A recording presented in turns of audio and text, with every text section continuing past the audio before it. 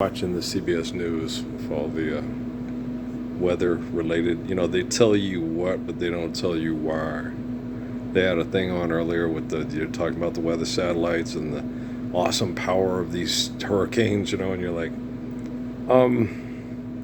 there's nothing awesome about the power of a hurricane that has to try to stop and devastate the cause of the hurricane because you're out of imbalance and harmony to the beauty of nature on this planet. There's nothing awesome about that.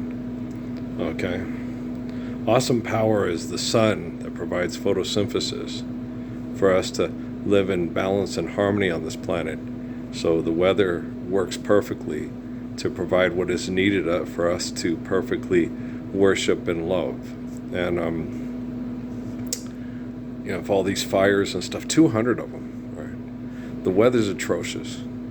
If you have solar panel, if you have solar powered stuff to keep yourself cool, and if you're fortunate enough to have the money and the resources in Phoenix, you're going to have to make sure that the batteries are inside the domicile, but you should have them in a part of the domicile that is cooled by powering the cooling systems. But if they're freon, that's not healthy for you. It's not that unhealthy for the batteries because the batteries don't breathe oxygen, but you do. And but you're being rebooted and eliminated if you're too depressed to live in this hell and aren't good enough to compete like hell to have the good stuff after you're dead, because we need to decrease the surplus population because you just get in the way, and we have to find what we perceive as humane ways to clean this up, because we're scientists and we're solving problems, but we're the cause of the problems. And the only thing that's going to save us from science is religion. And I happen to be a religious man, and I'm not Nacho Libre or Jared Hess's imagination. But, when you sit and you look at this stuff, it's particularly disturbing. And watching these people having, it's horrible being in fires like that. And I lived through the summer of Mount St. Helens. And we lived in a place called Colville, Washington. And then we moved to Casper, Wyoming. And me and Dad went through Dillon, Montana that summer. And it was about 32 degrees, overcast, dry, cold, and like death warmed over. It was horrible. It was like in June or something. I can't remember. It was cold because the sky was covered in ash, and the ground was covered in ash, and it was hard to breathe, and there was no real sustainable, oxygen and stuff. And we were passing through to go to Casper, but people that lived there had to stay there in it, like we were doing in Colville, and staying inside and wearing bandanas and stuff covering when we went to school and stuff, and not going outside, not having the windows open, and not having to breathe the ash. And it was miserable. There was no sunlight, there was no relief, there was no when you get fresh air provided by the moisture in the air that has the fresh water to keep us alive, and provides the salmon for the dances with salmon for the Coeur d'Alenes, were fishermen, children born of fire and ash, right? And so they're always telling you what's happening, but they're not telling you why.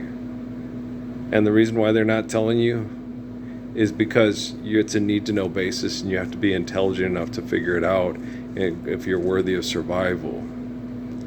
And it's pretty sick, and it's disgusting, and it's horrible watching this stuff in the Ukraine, and they're making entertainment and selling products off of this dysfunction. And that's all it is. It's just a bunch of people winning awards for the entertainment of the dysfunction. And so the sacredness of events, and when I was a kid, I remember being horrified. They showed this old newsreel of a man getting ready for the Hindenburg to dock in New York, and something went dreadfully wrong, and the helium thing sparked, and it hit the thing it's supposed to land in to get everybody off, and it caught on fire, and the people were trying desperately to get down from the balloon. And the man was crying out, "Oh, the humanity! Oh my God, the humanity!" I remembered it clearly.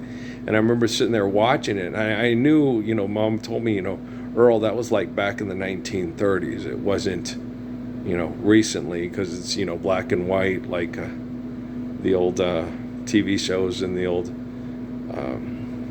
Lone Ranger shows and stuff. So something, and Zorro, something that did happen but wasn't happening now. But just the fact that they were filming, watching these people be burned alive, to death, and people were still watching it and seeing it and feeling it, and life and death, is sacred, and watching, and filming to sell products and win awards while people are dying, even if they were rich people that were complete assholes that made money off of killing Jews and homosexuals in Europe to build their great zeppelins. It's still, you could look at it and say it was karma. But what is karma?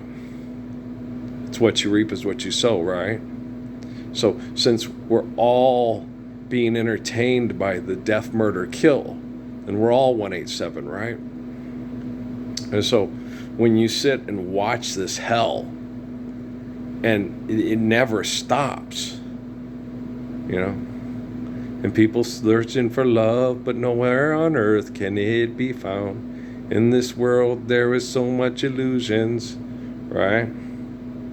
Sophisticated nuclear weapons, right? That's what makes the world so ups and downs. And it's not the world's fault that human beings have tried to trap the glory of God in their minds and are selfish assholes. Like Muhammad told me in prayer numerous times, don't, ask God anything. Praise God for everything. Worship God, and then ask your fellow human beings, why are you not worshiping with me? I am the light, I am the way, I am the Messiah.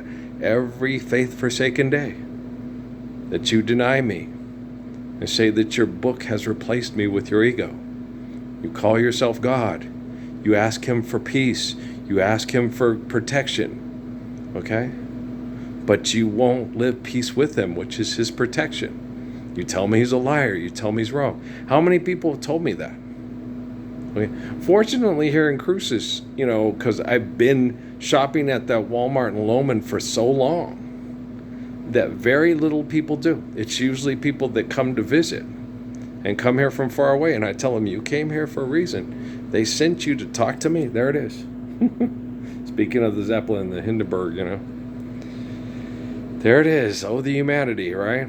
They're still making money off of it. Discover the people, the places, Ancestry.com. Don't trust the Mormon church half as far as Jealous Jarlin trusts Gina Rodriguez.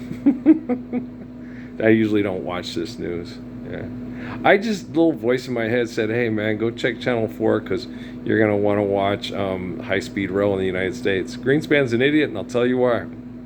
Let's go do NASCAR on the streets of Washington, D.C. No. It's not. Say we did. Okay. Yeah. I've been to D.C. I hate the layout on it and stuff. Professor Hamlet said, it was a black guy that made the roads. I was like, so we have a black guy, I think, for that wagon wheel thing they have in D.C. That thing's atrocious. Well, it was the best he could do. It went overboard. Oh, yeah. Because it was a site of power and all these roads lead to that power. So it was based off of egotistical perception of the greatness of Pharaoh and shit like that. So it was done, narcissistically. So it makes very little sense, very little no sense. But building it, Babylon is falling. It was foolish to build it on a swamp, right? In this world, there is so much controversies, and they've taken that ecosystem and they've totally turned it into a concrete jungle of technology and mass murder, as opposed to a swamp that was an ecosystem that provided for what was necessary by nature's design in the District of Columbia. How Washington of your District of Columbia, how many men, women, and children do you own? The fathers of our country. Where did they learn it from? Great Caesar's and Pharaoh's ghost. Oh, and it's original Greek. It's all Greek to me, bitch. Just in case you were wondering, we Hebrews, we write in Hebrew, and perfect means perfect for all people, which means mature. So Jesus and Job are one in spirit. So what they're saying is Jesus and Job are the eternal spirit of the same soul. I mean, it's, the soul that provides life to that body is consistent. Okay. Your King David ain't coming again. He ain't gonna come and save you from the Roman Empire. Your King David ain't showing. He ain't gonna come. He ain't coming back, Victor. Your dad ain't coming back. Your King David ain't coming back. Are you kidding? He's gonna replace Caesar in 3 days. And people are gonna pray eternally for his salvation over your republic. King David laid the Roman mob to waste. Like spitting out your toothpaste in the sink, right? I talked to a beautiful young lady named Alex, like on Big Bang Theory, Sheldon's assistant yesterday. It's kind of similar, long hair, shining eyes, but she had copper penny skin that reminds you of a freshly painted Lincoln penny, and beautiful dark eyes that you could see yourself, if you wanted to see yourself, of her looking at you and looking about how pretty she is, and her looking at you and seeing your adoration of her and her eyes. Those type of girls, like Debbie Davis and all them. Really cute, really pretty. Oh my gosh. And hair that, see how the light shines off her hair? But Alex's was straighter and smooth, and it was longer, which guys like on a lot of women. It's nice. It's very lovely the way it frames and cradles the face. She's a lovely girl. And we talked, and she prays for wisdom, and it was so beautiful to connect to the soul, to show her that I saw that light and felt that light in the way she shined it back to me, and then wanting to make sure that the apocalypse happens immediately, so a young man can look at her the way I looked at her, and she can shine to him in her eyes the way she reflected that beauty of the soul to me, as we talked about the wisdom that she wants and that she prays for and that she wants to live with and be around the rest of her life. So you young men, Saladin said to me, this is your destiny and your legacy, and they're not going to give it to you. You're going to have to claim it, okay? And I need you to have more husbands for my daughters. And boy, those brown eyes, yeah, that's enough to make you get up and go, get her done, got her dead. I'm weed eater, and I'm cleaning this garden up, yeah. She's, Teddy Pendergrass, you're my greatest inspiration, right? And also little blue eyes looking at me, Daddy, what? I don't want you to die. Emily, I was born to die. And my mom passed away, and I miss her every day. But I carry her with me every day in my heart. And so if we're ever apart, Miss Emily, you carry me with you. And she goes, in my heart? I go, yes, in your heart. She did that to me from the time she was a baby. We always, she'd turn her head sideways and she would smile. Oh, so cute, so sweet. She's my Emily. She's so sweet. Yeah, she's a total sweetheart. She really is. And so it's the sweetness in a young girl's and a young woman's eyes that still wants to hold on to that innocence, okay? And never chase the youth away, right? We shouldn't waste our time dreaming about being 21 or 18. We should spend our time being grateful for being in this day.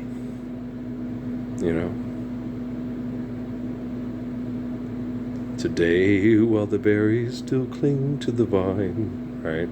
So we need to cherish the gift of each day with absolute perfection, like Job, Jonah, Jesus, and myself. Okay? Every day I wake up and I get back to work. I don't ask myself why you're not standing up to live the Lord's Prayer with me anymore. I don't ask that question. Okay? I'm not you. I don't want to know why. Okay? Ni la mía no quiero saber. Right? So, I don't want to know why you're a hopeless sinner. Okay? I just need to know that I am not. That I am good, I am right, and I am the truth. And I will not accept and tolerate your lie anymore. Okay? I realize that we're all suffering from brain damage from your selfishness and your abuse, and I refused to live under that yoke anymore. Okay? I'm not concerned with protecting the guilty that are hiding themselves behind the innocent with their invention. Okay? I cannot stop Ramesses from killing his own children to try to prevent exodus from those that want to get away from his sin. Right? Okay. So, but I can use technology to protect people from technology with technology. Okay. I cannot protect your children from you.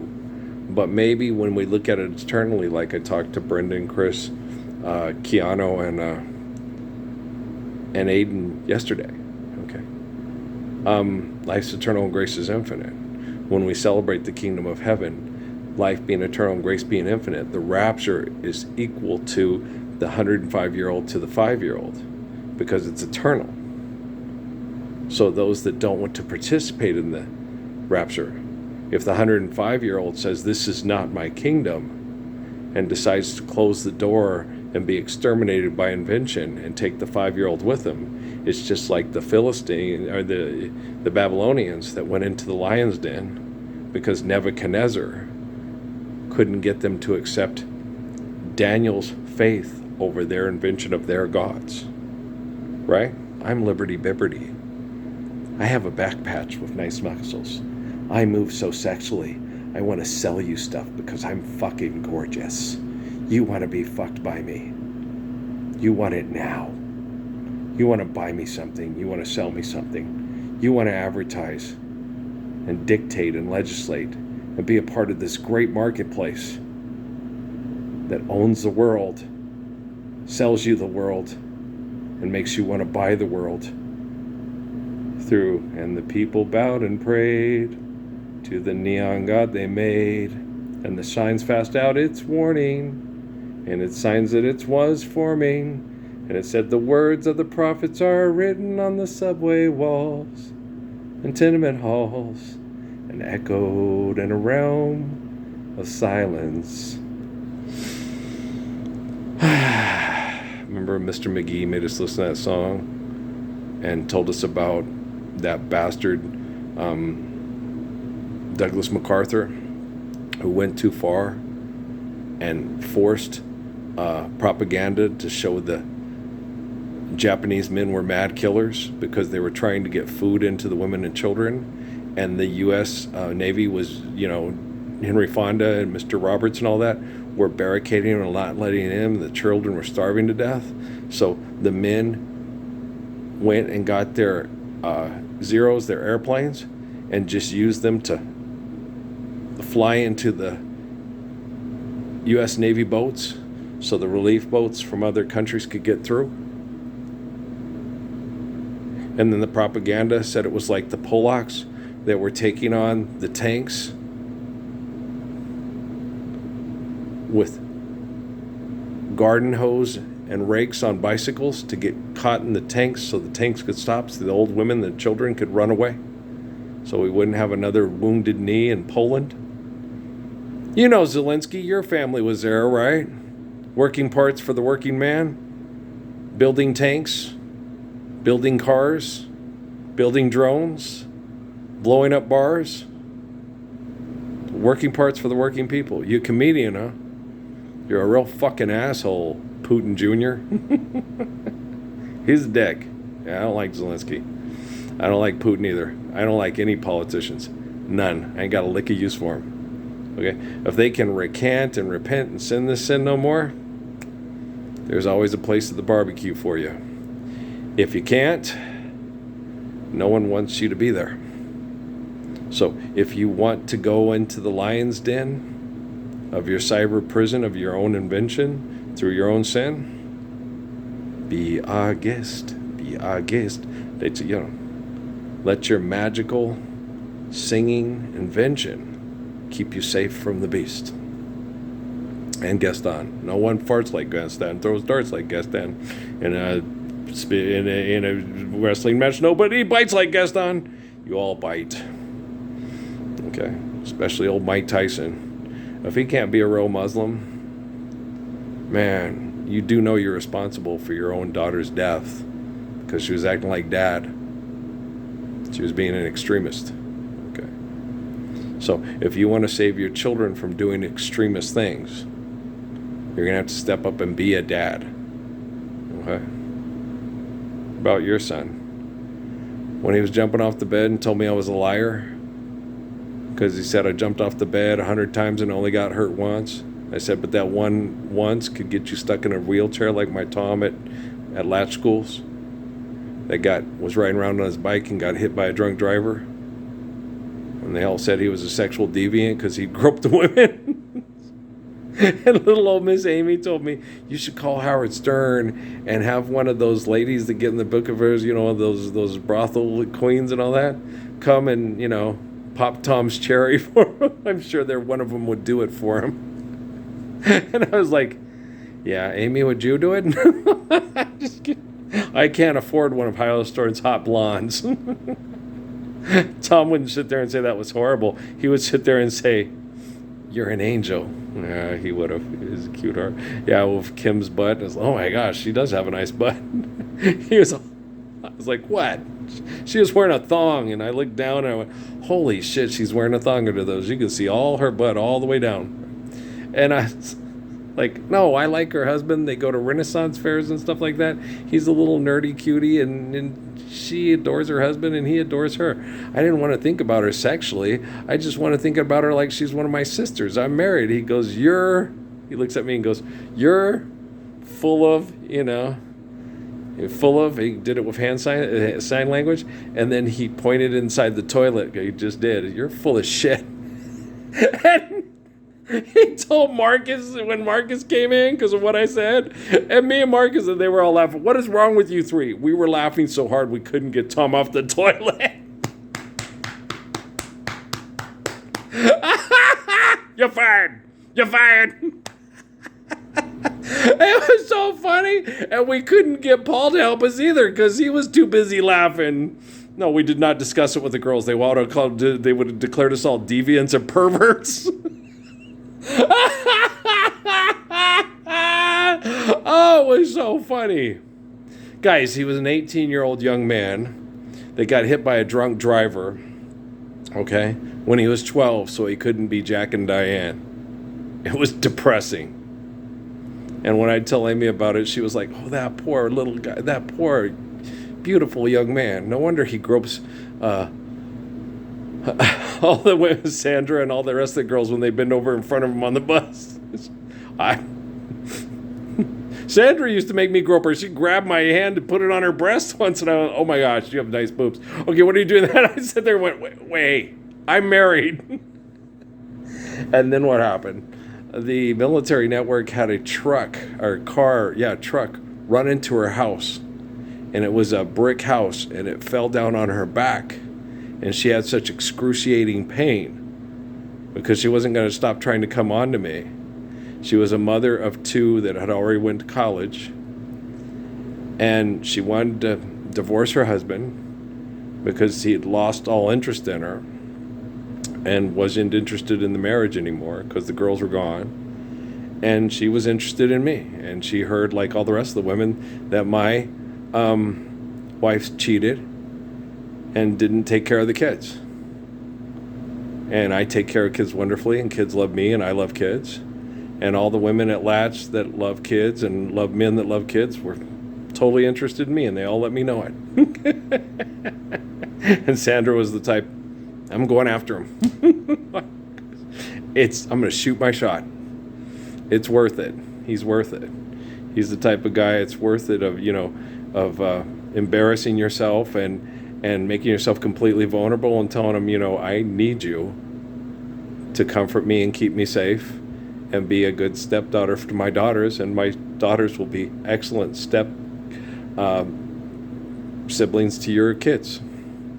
Better than this girl who runs out on you and screws around on you and screws around on other guys and doesn't realize what a beautiful treasure she has at home, like all we women here at work realize, how gorgeous you are. Because the little girl from Ethiopia, she had to tell him this stuff too, what I told her, for Mom. She sat there, and I was giving her a ride home, and she sat there and she goes, no, I'm having all this trouble with my mom doesn't let me be an American girl. She doesn't do that. I said, you do, your mom comes from a place where they circumcise young girls' clitorises to try to manipulate and control them sexually so they won't enjoy sex at all, so they won't cheat on their abusive husbands. And you're in America, and she's protecting you, and this isn't happening to you. And men will try to take advantage of your vulnerability and that pleasure that she's given you, and they can try to destroy it and take it away from you by not letting you share it with them willingly. That can happen in this country. And she doesn't want you to waste it. She wants you to be educated, and she wants you to understand, and she wants you to be around people that you can trust and she can trust, so nothing bad happens to you. She's not being overprotecting. She's just trying to get you to understand where she came from and what she had to go through to get you away from what was happening to her. And of course, she told everybody what Earl said to her when he drove her home and how much he empathized with her mom. Well, because of Giannis, Patrick's friend from Ethiopia. We didn't talk. The women would all bring Giannis in and pick him up. And Giannis was one of Patrick's friends, and they were both tall and gorgeous and quiet and low-maintenance students because they got the best love they could possibly get at home, so they were low-maintenance, easy students. And that's what Miss Uberhold said. She goes, if I had just a whole bunch of a classroom full of Patricks and Giannis's, but instead I loved Robbie Castro. I loved Chris. I loved all the kids that were the quote problem kids that I had to work with in kindergarten and first grade and second grade on my days off on Wednesdays and Thursdays at Monte Vista Public School in Las Cruces in Phoenix in the Arcadia School District. I loved those kids. They were so fun, okay? They needed a lot of extra attention because dads worked sometimes 2 jobs, and when they came home, all they did was watch professionally wrestling with their kids. And they needed someone who was like, that would break his back and that would hurt him. And, it's okay. Well, protect him and don't get into that. And then you ain't them dogs real voices, and you guys don't need to grow up to be Beavis and Butthead. They're idiots. Like I talk with Patrick. So I was literally being a dad to Patrick 7 days a week. And for about 2 or 3 hours a day, 2 days a week, I was being dad to Robbie Castro and Patrick Johnson, and I helped. Joseph and Jamar was from a single mother, and so he needed that extra love. Joseph had a good father and could spend as much time with him. Joseph was the other young black man. There was Jamar, and then there was, I just loved those kids. Oh, they were the best. And then there was Chris, who was injured and couldn't work and was getting settlements for that injury, and his wife was taking care of the family, and the oldest son went to work early to help take care of the family because dad was just not capable of keeping a job because of his severe back injuries through stupid extortion job, and tried to make sure that his wife wasn't worn out and his son wasn't hurt the same way, being forced labor by corporations that think they own people's time. But Chris would get out there and he'd try to stay exercise to be healthy so it didn't make his back worse. So he'd take CJ and Frankie down to the thing, and he'd run with him and help him play basketball. He could only play for so much, but he had to get out and exercise too, because he told his wife, if I don't exercise, it hurts worse. And she agreed, and she said, you can't work an 8-hour day, but you can go out and exercise with the kids so you don't debilitate yourself by not moving or exercising. And most women, all you do is, it would have been Janet Jackson with What Have You Done For Me Lately, but not Mrs. Carancho. She'd get out there, and then her poor baby and his back would hurt, and she knew he wasn't up to no good. She knew it was the truth. And because he busted his ass to take care of his family before he was severely injured at work. Okay, but it was a different time then. The financial climate and the bullshit in the financial climate, we didn't have these $1 million settlements all the time and from personal injury lawyers, because the manipulation of economics was at a different aspect of trickle-down yuppie economics, as opposed to let's lift up the poor and make them into multimillionaires and get them from Bakersfield to swimming pools, movie stars, the Bakersfield Hillbillies. We used to pick chili and cotton all day. Now we're living next to a professional boxer, a professional wrestler, and a rap star. Yay. We're the Cronchos, and we got a really big settlement. It's nuts. So you're hobnobbing with the wealthy. And unfortunately, because we believe money's real, they're just as dysfunctional as you, even though you think they're iconic. And isn't it ironic? And yeah, I really do think. Right? So put up a peace sign and please find, we're feeling good, we could, we should, we would. Stop. Think for a moment, okay, and now sway while we convey that you must do away and be the blessed, do away with all the stress and the strife and reflect the eternal blessing of life and use kindness and never turn your eye to a selfish blindness. And you'll find that this perspective is best. Check it out. These are the words that we, like Pascal, manifest, we manifest. Boom-ba-da-boom, boom-ba-doom-ba-doom, boom-ba-doom. Banana nut. Don't sell me banana nut bread. Share with me banana nut bread. You'll like mine, and I'll show you how. Michelle, my belle, these are words that go together well.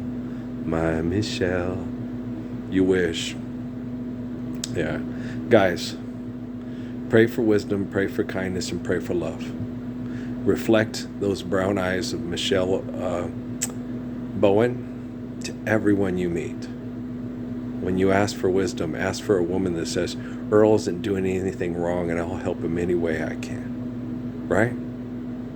Don't be afraid of a bunch of perverts that back in 2011 used to be able to program people like they were programming a video game, and because they were symbiotic brain chemical addicts, they couldn't get them to do anything they thought they wanted to do.